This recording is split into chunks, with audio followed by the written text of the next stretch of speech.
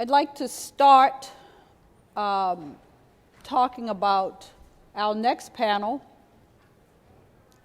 whose bios are included in the program that has been presented to you and which will no doubt be on the section of litigation's website.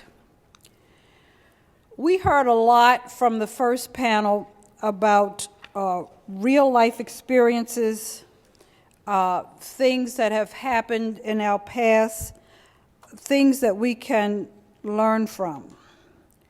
This next panel is quite esteemed.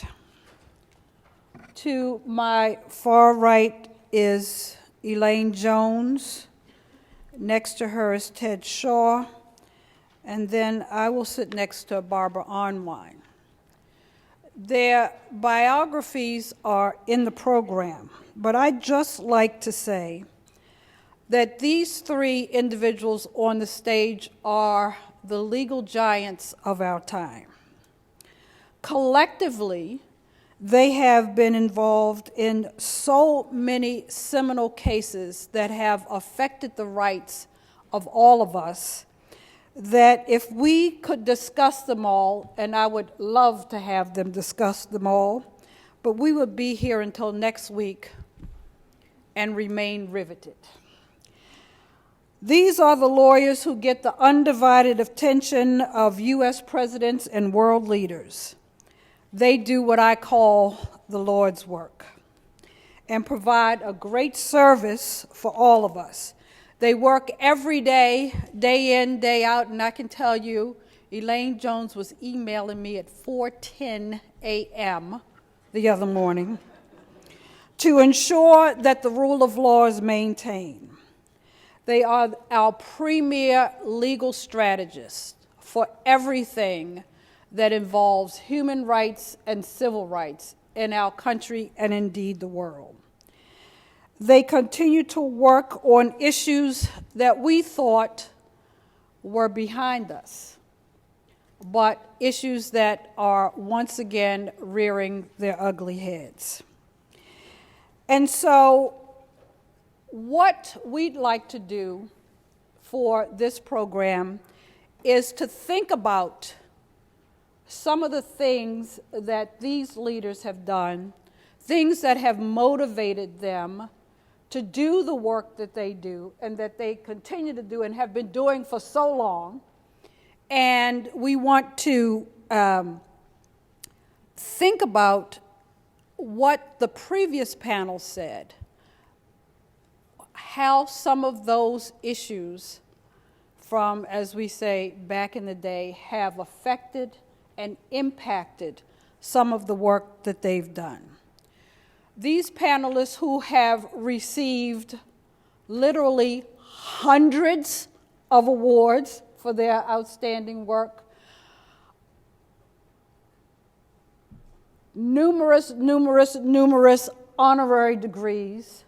They are not just legal leaders, but they are also scholars. There is so much that we can learn from them. And I told them earlier that I hope that I will be able to get through the questions and not just sit back and listen in awe of what it is they have to say.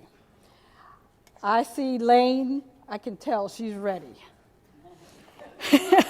She's teed up. So,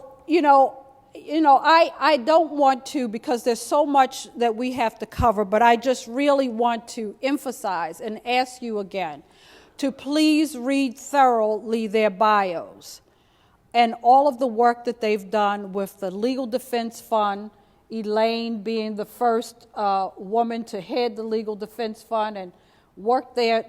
2 years out of law school, she was trying death row cases. And she went on to stay at the Legal Defense Fund. Won't say that she ended her career there because she can never stop working, but she was there so long, provided such an impact that she is the Legal Defense Fund Counsel and President Emeritus. So There it is on the board. And then Ted Shaw, I won't say followed her, but he was also general counsel, CEO of the Legal Defense Fund, and is now professor at Columbia Law School. And Barbara Arnwine, who has been the executive director of the Lawyers Committee for Civil Rights Under Law since 1989. And I have to tell you, I don't know how these three do what they do and continue to do, and to show up here for us today, to take time from their schedules to do that. And so I am going to begin and ask Barbara, you've had a number of lawyers and volunteers to work with you and for you. What methods and techniques did you use to identify them and to have them channel their passion to work on behalf of the important civil rights issues? First of all, thank you so much, Paulette, for putting this session together. And what a pleasure it is to be here with everyone this morning. The Lawyers Committee has had a long history. In fact, we will be celebrating our 50th anniversary next year of fighting to be in the leadership. In fact, we were created by President John F. Kennedy as a leadership formation for this private bar to engage lawyers in the work of promoting civil rights and combating racial discrimination and injustice. Over the years, that work has meant many things, but the way I recruit people is by telling people the truth. And part of that is putting forth the affirmative vision of what we should be as a nation. We are what we are, but we could be so much more if we really embrace the principles of racial justice, gender equality, justice for all, that we believed in breaking down barriers and having an inclusive, diverse, and excellent society. That requires really that lawyers have to use their legal skills in every way that we can to do that. So part of what I do is talk about this multidimensional fight that we have to engage in, that is all interrelated. You know, so many people only see folks as fighting for their self-interest, fighting for their people, their groups. But the reality is that humanity, in its common thread, has to fight for each other because we all are in this battle together. And, you know, that requires that we really look at our situations, and that when people, you know, are being hurt, as they say, you know, an injustice to anyone anywhere is an injustice to everybody everywhere. When we understand that when people are being slaughtered and killed, or when people are being denied a quality education, that means that their life, their livelihoods, and their life status will always be subordinate. We have to think about how that affects the entire country. And it's part of our withdrawal from this kind of commonality, of sense of interconnectedness that has hurt us so much. So what I love about the work that we do is that when we go out there and we say to the lawyers, like we're saying right now, because I'm not talking about 50 years ago, I'm talking about 2012, when we talk about this voter suppression that's going on around this country, these 10 states that have adopted these horrible laws with these 8 other states. We talk about the need for this election for 10,000 legal volunteers to come forth and to be part of the army of ensuring the integrity of our democracy. That is not something that we can pass like a hot potato off to another generation or to anyone else. That is our work, and that's a multi-generational call. So we have to come forth and do this work now that is so critical, because not only does the future of our own children depend on it, not only does the future of our nation depend upon it, but the ability to overcome barriers and create inclusiveness and opportunity for all is indeed the fight for humanity. Thank you. Thank you, Barbara.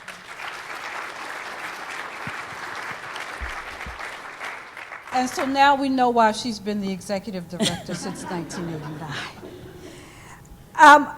Elaine, I'd like to me, you are one of the most passionate people I have ever met when it comes to these types of issues and others. And, but also I remember when my passion got a little out of control, you held your arm and sat me back down in the chair. But I'd like to know, what are some of the factors, and I'm sure there have been many, that have influenced you and your drive for social justice and the excellence that you demonstrate day after day? What characteristics have you developed intentionally or maybe by mistake to help you to get to this point? I love what we do. We're lawyers.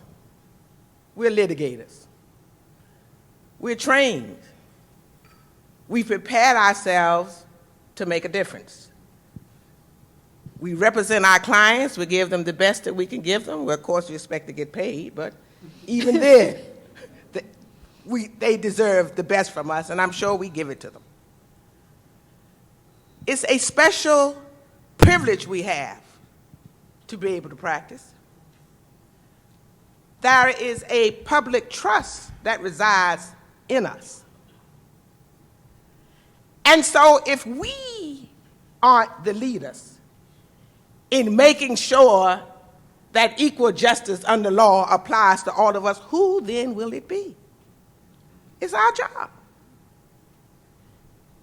Now, it's in each of us.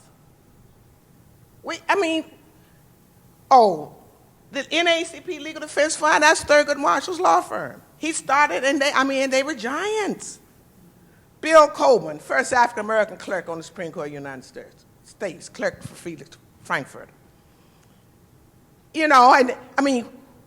African-American and white lawyers working at Charlie Black out of Yale, Lou Pollard. Extraordinary men, Connie Motley. Extraordinary people working together, but the greatness that is in them is also in us. It's also in us. All they did was, as Thurgood would say, he did the best he could with what he had. That's what Thurgood would say. He did the best he could with what he had. And Bill Coleman was my mentor. When we were at the Secretary when he was Secretary of Transportation under Gerald Ford, I was one of his 2 special assistants. And it's also a can-do attitude. We don't shrug our shoulders and say, oh, that's the way it is. We don't know how to do that. It's our job to find the solution and to make it happen. And so I believe that. And it's what has motivated me all of the years of the practice. I have also learned from others. Others have passed on to me. De'Armond Bailey, who was up here. De'Armond graduated from Yale Law School in 1967, and he was head of the Law Student Civil Rights Research Council. I was down at the University of Virginia, didn't know De'Armond. De'Armond gave me a scholarship for the summer and sent me to California to work with a state senator who had turned out to be the first African-American, only African-American in the state senate in California. And so they connected Frank and Freeman, and look at the pain that Sarah Collins Rudolph has endured. Look at it, we can feel her pain. And she's carried that with her for 49 years. Well, that means her pain ought to be our pain. And all of us don't have to be leaders of major organizations, but we are leaders in our community. And there are things going on in our community that we can make a difference in. The volunteering, the helping of the other nonprofits, the helping of the mentoring programs, doing legal work for nonprofits that need to have it done. Taking your personal skills, finding out where you can do your best. Now, although you're busy, you've got things to do, but you have to take some time to look around your community and decide where it is that your skills make a difference. And we leave that up to you. Ted, when you were the head of the Legal Defense Fund, what did you do that caused you to be able to mobilize lawyers and others across race, gender, socioeconomic status to help to bring equality in the justice system? And can you tell us what the role, and Elaine and Barbara have both told us some things, but what role can a litigator who provides counsel to corporate America, what role can they play? Well, first, I too want to say thank you for allowing me to be with you today and participate in this panel. And I also honor those who were on the first panel. They are, heroes for all of us.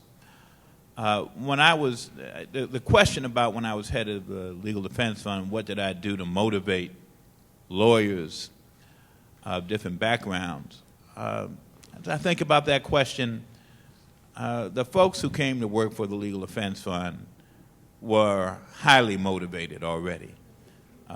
And that's true for the Lawyers Committee, if I can be presumptuous. And I'm not sure that I needed to set them on fire. They were already on fire. Obviously, the job of somebody who is the head of a civil rights litigating organization is to provide vision, direction, and to be a spokesperson for that organization. Having said all that, I've always been very clear, at least, and maybe some people in these jobs see it differently, but I've always been very clear about the role of lawyers and the difference between lawyers and those who play other roles. There are lots of folks who have leadership qualities and lots of folks who want to be lawyers, leaders rather, but lawyers have a very specific mission, and we have a set of skills. And I was always clear that our job was to serve not only the African American community, but the broader communities that are affected by civil rights issues. And indeed, I thought about ourselves as lawyers for the nation when it came to issues of equality and civil rights. And it was a privilege every day to go to work and to sit where I did and be able to do the work that we did. That's a blessing. At least it was a blessing for me. I never went home a day in my life as a legal defense fund lawyer, and at the end of the day looked myself in the eye, in the mirror, and said, I don't like what I did today. I never had that experience. I'm not going to tell you I never had the experience of looking myself in the eye and saying, I don't like what I did today, but it wasn't related to the work that I did as a legal defense fund lawyer. So that was a real privilege, and all the lawyers were motivated. Now, one other thing I want to add. People tend to think about the civil rights generation, and they do one of two things. A lot of people talk about that era as if everybody was on board. And that was not true. Even within the African American community, it wasn't true. Some might say especially within the African American community at times it wasn't true. Although there was broad support for the civil rights movement, everybody wasn't out there on the front lines. And it will never be true that everyone will be in the front line. It will always be a relatively small group of people who are on the front line by definition. But that doesn't mean that others can't be supportive in one way or another. The second thing people do, I think, is act as if there was something special about that generation that does not characterize this generation. I've come to believe and to see deeply that adversity, as the cliche goes, breeds character. And so, yes, there was something special about that generation, but it was because of the conditions they were in. It's like the folks those of us who spent time working with our compatriots in South Africa experience. Extraordinary people, extraordinary character, but it was because extraordinary circumstances demanded it. And that's true now. But there are young people today who are just as extraordinary, just as committed, just as wonderful in many ways as the people who worked in that generation. It's a mistake to believe otherwise. And so, in many ways, I think that the privilege, it's not a question of me motivating those folks. The privilege is to have the opportunity to work with them. Thank you. I have a two-part question, and it's sort of a follow-up to two of the things that you said. One, it has to do with the generation that follows us, and the other has to do with not just people who are employees of the Lawyers Committee or the LDF, but it's, people like us who have other positions that we hold. What can we do to motivate us and them and young people at the same time? Because there is a thought among some that this is a race-free environment. That I hear, people tell me that my kids go to school with all sorts of people. People don't talk about the things that they talked about before. And I also hear people who are of African descent whose children reach a point where they graduate from college and then they believe that they're experiencing their first acts of discrimination. And they have otherwise not been involved, and they don't think that discrimination exists, so there is some apathy in some circles.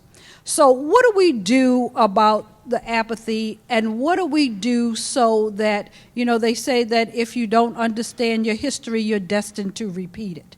What do we do to keep that from happening? What do we do to motivate people who are not employed by the Lawyers Committee and the LDF? What do we do to motivate the next generation, even though we know that there are plenty of young people who are motivated now? What do we do en masse to motivate them? Elaine, Barbara, I'd like for all of you, if you could, to just give me your thoughts on that. Elaine, can we start with you? And then go to Ted, and then Barbara. It's almost as if it's one child at a time, because people react differently to information, and that's so much our children do not know. And it's not only race, it's gender, it's poverty, it's disability, it's age discrimination. I mean, there are a whole range of issues. And our education system is paramount. What is going on in our schools? And we cannot, how can we in this global economy think that we can continue to compete by educating some of our children? That's what we're doing. I mean, China started 10 years ago on a 20-year plan for all of its lower schools to upgrade them to a certain level. And they're 10 years into that plan now. So, they're by 2020, they're going to be so far ahead of us.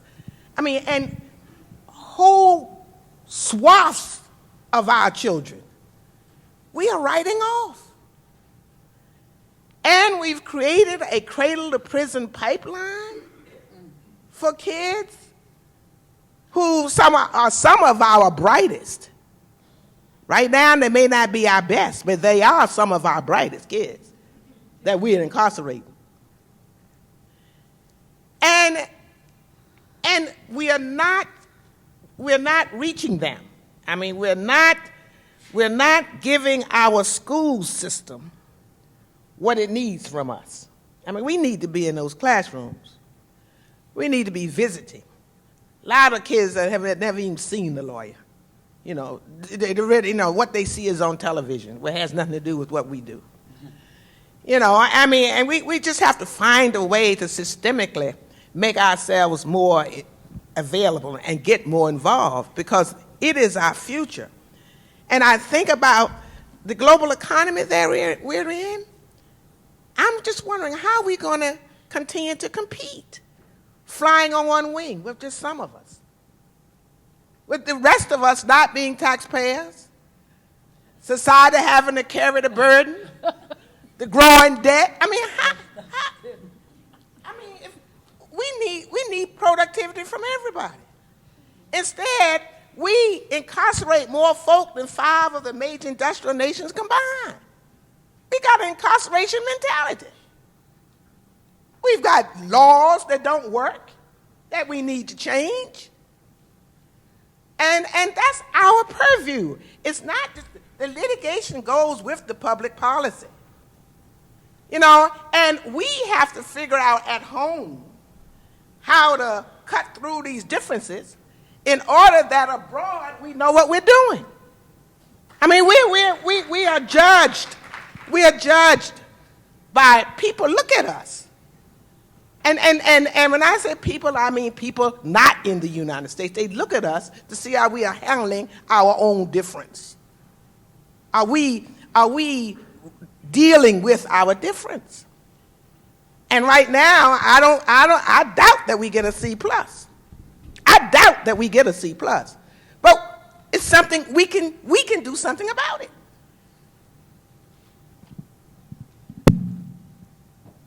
Well, as I think about the question, I think, Paulette, you asked about what can we do to have mass impact, what can individuals do. That's part of the question, and I think about that. You know, at the Legal Defense Fund, at the Lawyers Committee, by necessity, we take impact cases.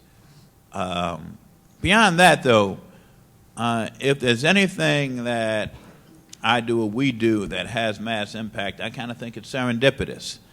I think that as individuals, what happens is that our internal compasses guide us to tell us that, you know, something is not right, and we have to do something about it. We have to respond. We live in a very strange time, I think. You know, like Dickens' best of times and worst of times. And when I think about what lawyers can do, you know, most of you out here, you are, I'm told, with law firms, or you're, litigators in the defense bar. I used to think in my earlier days that there was a divide that was unbreachable between defense lawyers and firms that went off to do that kind of work and folks who did public interest work. If that was ever true, it's not true now, and it shouldn't be true. I'm not saying there aren't differences, but, you know, law firms, I'm of counsel to a law firm, are doing a lot of great pro bono work, working on very important issues. I was down to visit somebody who was incarcerated, as Elaine talked about incarceration. I was thinking about him a couple of weeks ago in a federal penitentiary. And our law firm is taking on his cause. I've gotten it involved. And this is somebody who made a mistake some years ago. No question he made a mistake. It was drug-related. He's been in jail for 17 years. He has a life sentence. Nobody hurt. No real drugs exchanged hands. Chump change money. And a life sentence because of a federal judge whom we know well, who had an opportunity to send him away for life, throw away people. you can get engaged in those kinds of efforts and impact an individual's life. Beyond that, I would also say that when I say we live in strange times, I'm thinking about the attitudes that many Americans are adopting or are urged to adopt by people who are self-styled political leaders or even elected leaders, which dictate or purport to dictate who are real Americans and who are not, who should have the right to vote, the ability to vote. Homeless people, if they are born in the United States, they should have the right to vote. And we act as if only the privileged have the right to vote. Now, no matter where you stand in the political spectrum, if you sit back and let that happen, you betray the very foundations of what we purport to believe in, of democracy. We all ought to be outraged about it. No matter what party you vote for, you ought to be doing something about that and lifting up your voices, if I can be presumptuous. I believe that. I know that. And it isn't only folks who work in organizations like the ones we've worked in who ought to own those issues. They're all of it's all of our issues. And if we don't realize that, I think we indict ourselves. And we fail in our time. We fail our generations. Barbara. Yeah.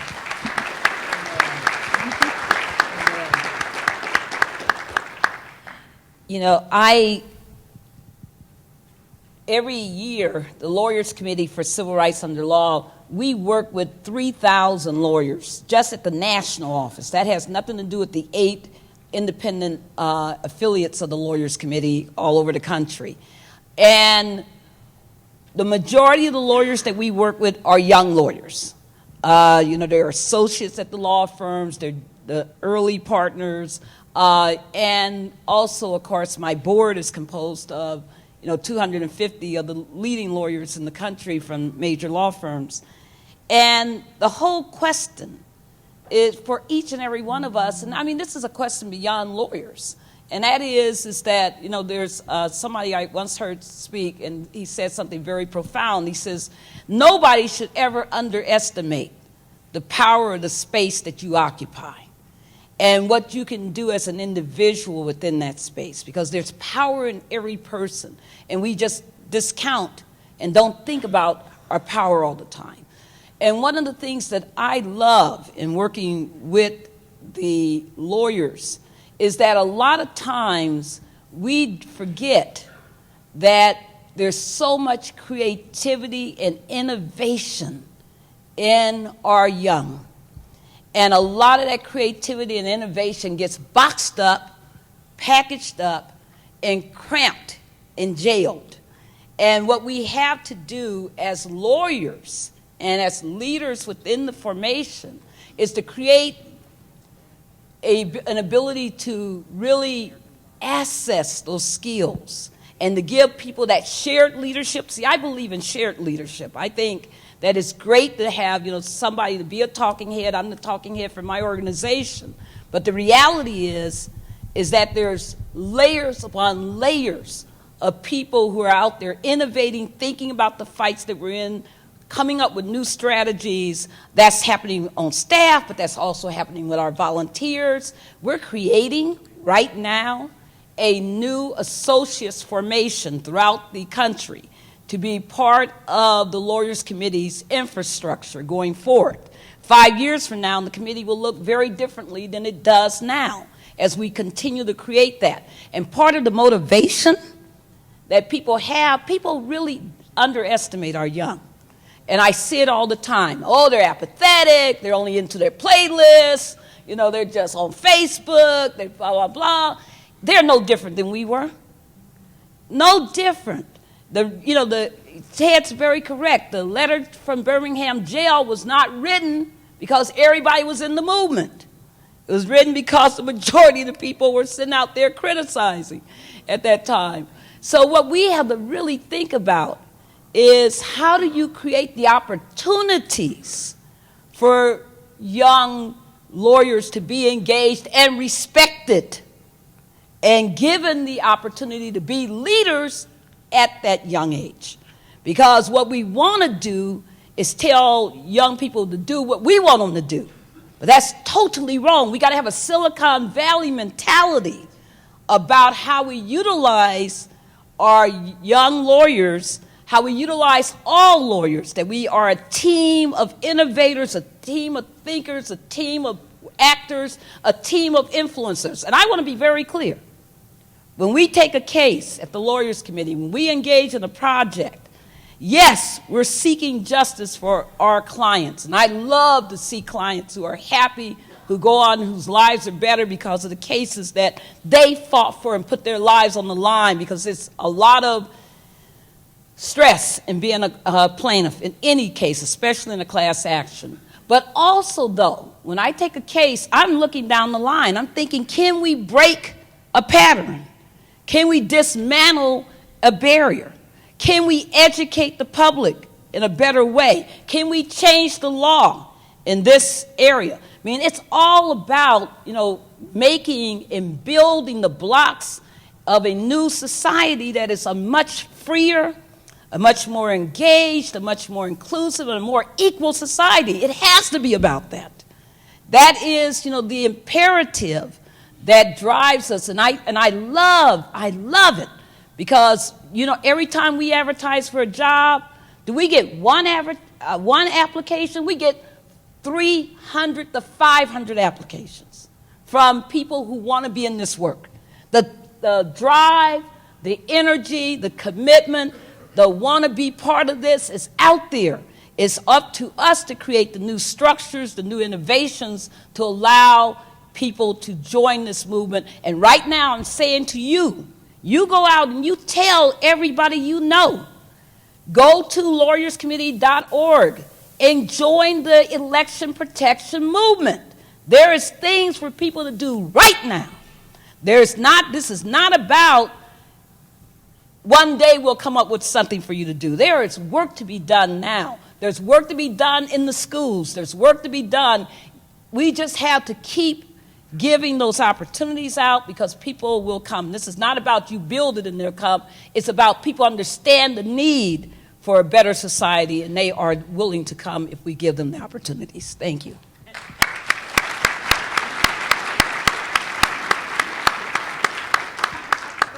And the mentoring and training of young lawyers is very, very important.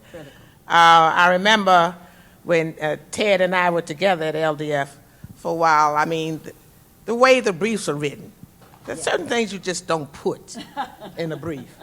I mean, when you've got attitude about, something that is going on, that shouldn't be reflected in the brief.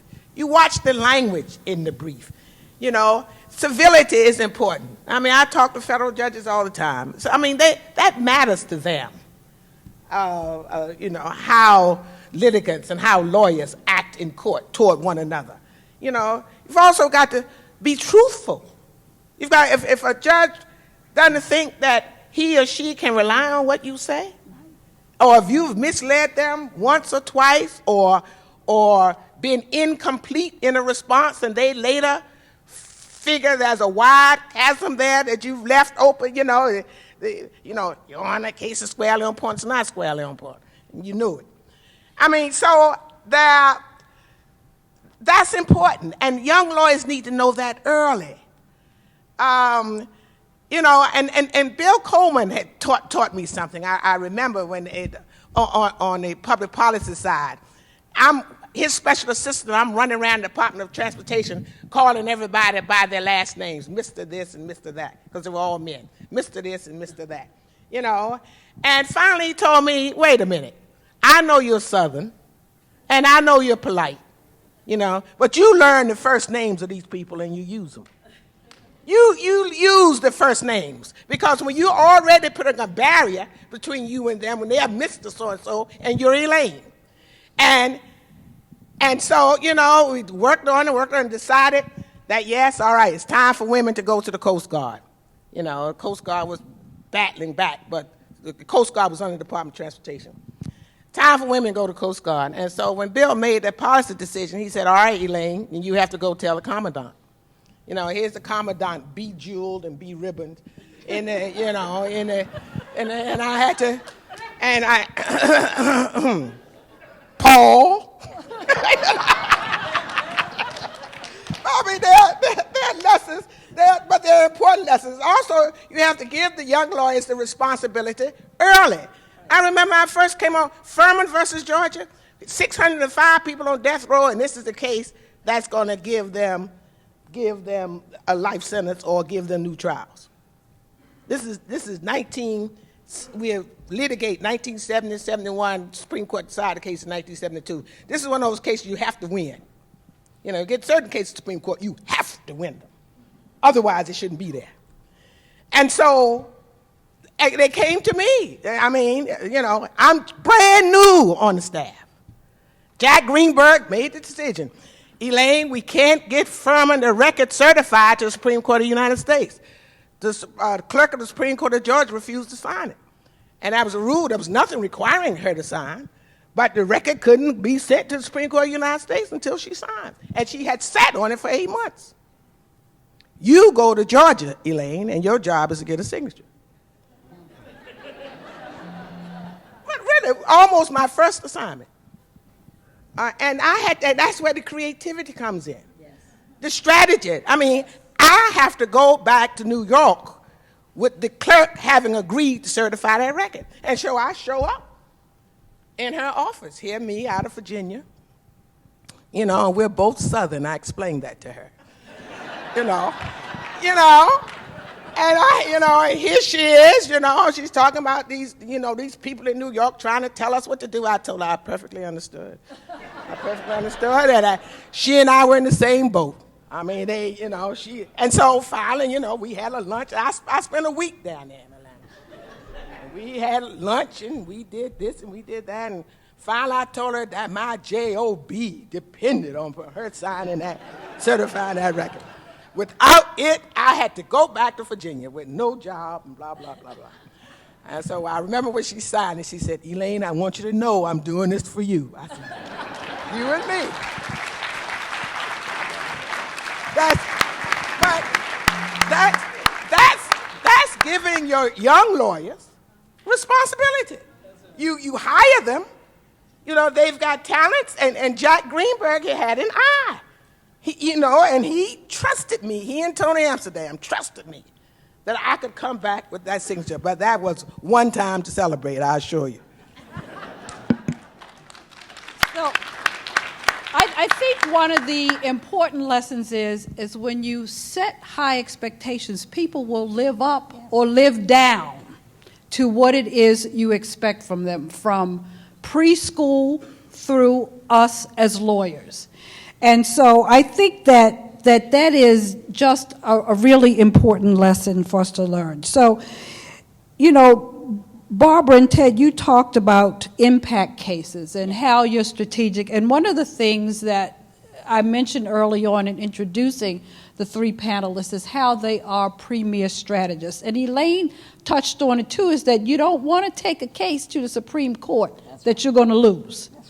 And I know that Elaine and I have had conversations about a New Jersey case in particular that she said no, because people will push you. No, this case needs to be decided. It's wrong what they did. But they have developed a sense of just so strategic, which is what I think we need to be able to do as leaders, and many of us are, but they take strategy to a completely different level. And so, Ted, could you just tell us what kind of thinking goes into your strategic planning and determining the types of cases that you're going to take? Well, it pains me to say this. I wish it were not true. But the Supreme Court of the United States is a place that, or where civil rights lawyers these days, on behalf of people of color or women or the disabled, where we don't want to be. if we can avoid it. And also, there's been a change in the Supreme Court and in the lower federal courts with respect to the positioning of people of color, particularly African Americans, in cases in which their interests and rights are at issue. What am I talking about? On October 10th, the Supreme Court will hear a case called Fisher versus Texas. It's an opportunity to revisit the court's Michigan decision from 2003. When that case is argued, and I realize that people can debate the significance of oral argument, I think many of us who have litigated for many years, particularly in the Supreme Court, realize that cases are rarely won there, but they can be lost there. But oral argument, there's a difference between people's views about the significance of oral argument. It is at least important theater. People are watching these cases. But it's also an opportunity for things to be clarified. There will be no voices of African Americans or Latinos heard at the Supreme Court level in oral argument in the Fisher case. And that's been true in many cases, the voluntary integration cases that were before the court a few years ago, the Michigan cases themselves, even though we represented parties in Michigan. No oral argument time. You have the white plaintiff suing the institution that's represented, the United States government talking. The people with the most at stake have no voice. And so, in a lot of ways, that signifies the reality of what we've been trying to do. We've been trying to organize amici briefs in these cases. We've been trying to keep bad cases from going to the Supreme Court. You have to strategize in a way that's different from the days in which Thurgood Marshall and Jack and others were litigating their cases. It's a different era, a different time. The Michigan cases that went to the Supreme Court were only two of many cases that the court could have taken. And many of those cases were not the right cases to go.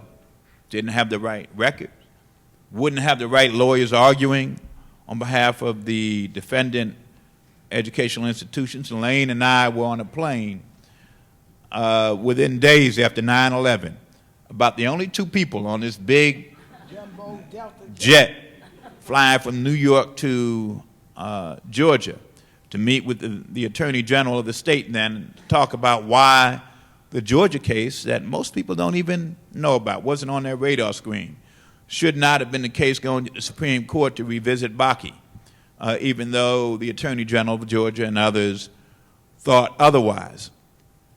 A lot of behind the work, the scenes work rather. We could talk about other cases one in particular that we got out of the Supreme Court, where we weren't even a party, because bad facts make bad law.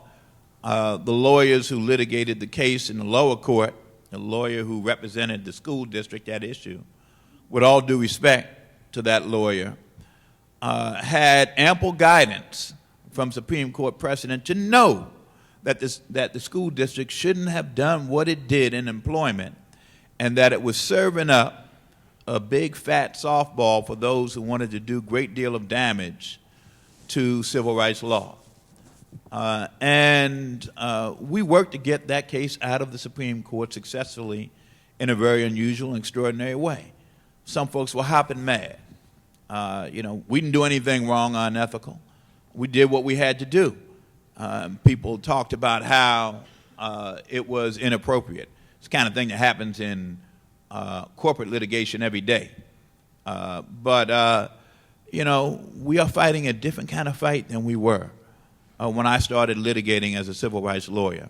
Requires different kinds of strategy. The courts are different, and what we can expect from them, and what actually not what we should expect from them, but what we can expect from them. And so we have to play a different game. Strategy is extremely important. We try to keep the wrong cases from going up. When cases do go up, we try to make sure that we can get other voices, even if they don't want to hear ours, whom they might listen to. You know, the briefs of the military in the Michigan case, the former or the retired military officials, the briefs of corporate America at that time, unusual suspects in those kinds of cases. The court may have not, some on the court may not have wanted to listen to the voices of the usual suspects, people of color, but they did listen to those voices. That's the strategy that we have to deal with today, and it's what's being done in the Fisher case also. I have one final question. If you can give, it's like the fast round in 30 seconds. What is the most important message you want to leave with these leaders, and there are many law students in the audience, to them as well? This is the lightning round, Elaine. Stay with your passion. You know what it is, what you care about in the law. You know, when I graduated from Virginia, they hadn't had black women. And I got a job off with Mr. Nixon's law firm. Whew, Mr. Nixon, Elaine to Wall Street. Well, Wall Street is not why I had gone to law school. I went to law school because of Thurgood Marshall and Conner Motley. So instead, I went to the Legal Defense Fund, and I'm glad I did. Thank you. It's similar. Each of us has an internal compass, and it's important to listen to that voice when it begins to speak. And in small moments and in big moments, it matters that you listen to that voice. A couple things. I wish I had been able to talk about the strategy question, but that's another time. Because I wish you could have, too. Because I have a serious, listen, part of being a leader is that you got to have a fighting spirit. You got to really get out there and just fight. Because every day somebody's going to tell you what you can't do, what isn't going to work. Conventional wisdom doesn't work in civil rights. Does not work. You don't follow polls. You don't follow all this other stuff. You got to get out there and you got to fight and you got to make a way constantly. And one of the things that I think about is a year ago, people telling us, 2 years ago, when I first, started breaking the story about this voter suppression, and people were looking at me like I had lost my mind. And then when people started realizing what was going on, folks said, well, there's nothing you can do about it because of the Crawford decision. You're not going to be able to fight these voter ID laws because the Supreme Court upheld it in Crawford, and you might as well go and sit down if you're a litigator. But we didn't listen to that. And as a consequence, not only have we now won the case in Wisconsin, and when I say we, meaning civil rights groups, and the Lawyers Committee working with Deckard, who argued the case in Texas, got that law thrown out. Not only did we get it thrown out, we got it declared that the action of the state in adopting the voter ID law was not only discriminatory against African Americans, Latinos, and other racial groups, but it was also discriminatory against low income, and the court found purpose. For the first time, I haven't seen a purpose finding, an intentional discrimination finding. So you can't just go by what everybody tells you. You got to have a fighting spirit, you got to be bold, you got to be unconventional, and you never, ever, ever give up because everybody telling you what you can't do. The reality is that you got to have a can-do spirit, and you got to believe that justice will always prevail no matter how long the fight, and that that's our obligation, and that we got to be there and not only lift up our profession and reminded about the justice in the work that we do, but we also got to lift up the communities to whom we fight for. Thank you.